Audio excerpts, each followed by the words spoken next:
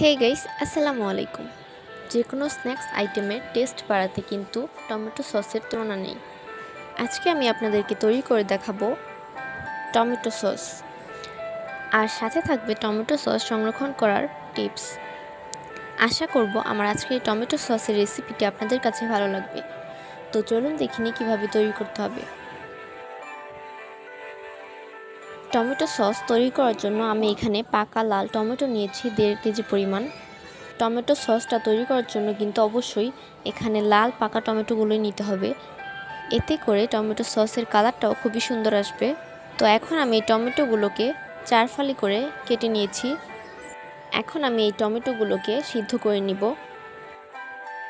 আমি এখানে দিয়ে দিচ্ছি 4 থেকে 5টার মতো রসুনের টুকরো আর 2টার মতো আদার টুকরো, আর দিচ্ছি 4 থেকে 5টার মতো শুকনো মরিচ। এখন আমি এগুলোকে সিদ্ধ করে নিচ্ছি।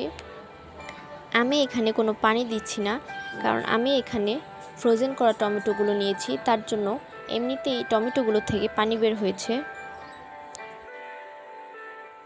এখন আমি ঢাকনা দিয়ে ঢেকে দিচ্ছি বলক চলে আসা পর্যন্ত। কিছুক্ষণ পর ঢাকনাটা তুলে নিচ্ছি, আর এখানে বলক চলে এসেছে। এখন আমি এটাকে ঠান্ডা করে তারপর এগুলোকে ব্লেন্ড করে নিব। তো আমার ব্লেন্ড করা হয়ে গিয়েছে। এখন আমি একটা স্ট্রেনারের উপর এই টমেটো পিউরিটা ঢেলে দিলাম। এগুলোকে ভালো মতো আমি ছেঁকে নিচ্ছি। টমেটো পিউরিটাকে কিন্তু অবশ্যই ছেঁকে নিতে হবে। টমেটোগুলো ব্লেন্ড করার পরেও কিন্তু কিছু খোসা আর টমেটোর বিচি থেকে যায়, এগুলো থাকলে কিন্তু সসটা ভালো হবে না। তো আমার ছাঁকা হয়ে গিয়েছে, আর অবশিষ্ট অংশগুলো ফেলে দিব। যেই টমেটোর পিউরিটা বের হয়েছে, এখন এই টমেটোর পিউরিটাকে জাল করে নিব আবার। তো একটা প্যানের মধ্যে আমি বসিয়ে দিলাম। এখন এখানে দিয়ে দিলাম স্বাদ মতো লবণ আর 1 চা চামচের মতো মরিচের গুঁড়ো। মরিচের গুঁড়োটা যত বেশি লাল হবে টমেটোর সসের কালারটা ততই ভালো হবে। তো এখানে দিয়ে দিলাম 1/4 কাপের মতো চিনি। এখন আমি ভালো মতো একটু নাড়াচাড়া করে নিব।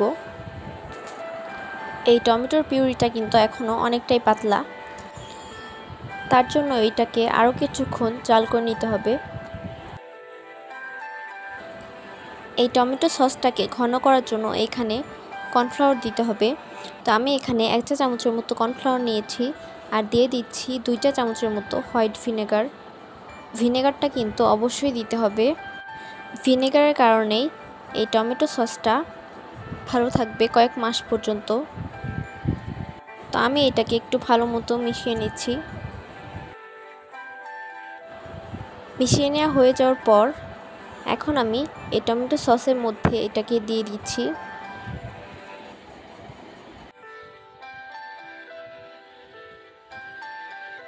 তারপর একটু নাড়াচাড়া করে মিশিয়ে নিচ্ছি।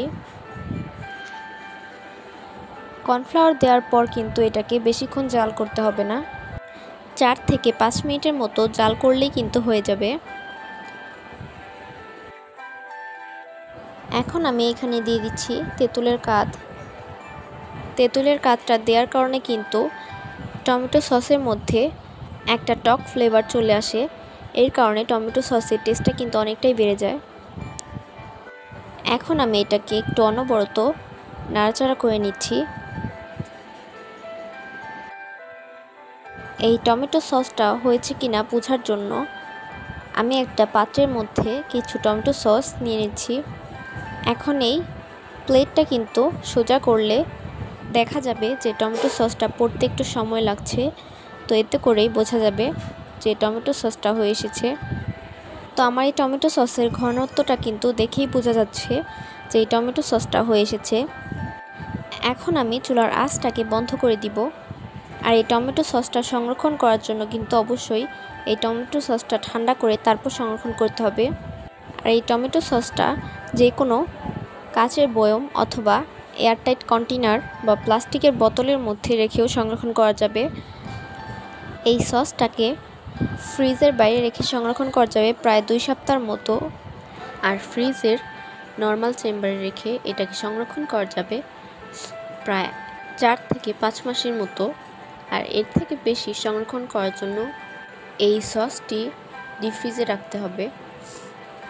আশা করব আমার আজকের এই টমেটো সসের রেসিপিটি আপনাদের কাছে ভালো লেগেছে। ভালো লেগে থাকলে আমার ভিডিওটিতে একটা লাইক দিবেন আর আমার চ্যানেলটিকে সাবস্ক্রাইব করে আমার পাশেই থাকবেন। সো সবাই ভালো থাকবেন, সুস্থ থাকবেন। আল্লাহ হাফেজ।